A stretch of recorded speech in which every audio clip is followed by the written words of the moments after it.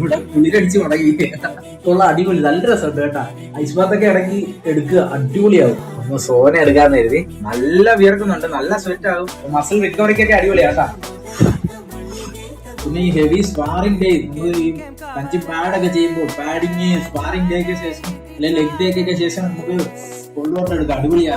വേറൊരു വശം എന്താണെന്ന് വെച്ചാല് നമ്മൾ ഈ കോൾഡ് ടോളറേറ്റ് ചെയ്യുന്നതനുസരിച്ച് മെന്റൽ സ്ട്രെങ്ത് ബിൽഡ് ചെയ്യാൻ സാധിക്കും.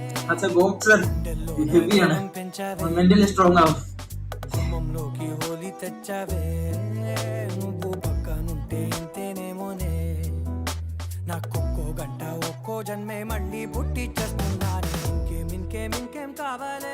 കുറേ കൂട്ടുകാർ നമ്മളോട് ചോദിക്കുന്നുണ്ട്, ബ്രോ ഇത്രയും വർക്കൗട്ടൊക്കെ ചെയ്തിട്ട് എങ്ങനെയാണ് ആഫ്റ്റർ നമ്മൾ റിക്കവറിക്ക് എന്താണ് ചെയ്യുന്നത്? ആക്ച്വലി ഞാൻ ഇത് കണക്കുള്ള വർക്കൗട്ട് കാര്യങ്ങളൊക്കെയാണ് ചെയ്യുന്നത്. കുറച്ച് ജിംനാസ്റ്റിക് ചെയ്യുന്നുണ്ട്, കാലിസ്റ്റനിക്സ് ചെയ്യുന്നുണ്ട്. ഇതൊക്കെയാണ് നമ്മുടെ വർക്കൗട്ട് ഷെഡ്യൂൾ. പ്ലസ് അതിൻ്റെ കൂടെ പ്രോപ്പർ സ്ട്രെച്ചിങ്, ലൂസനിങ്, റെസ്റ്റും പ്രോപ്പർ എടുക്കുന്നുണ്ട്.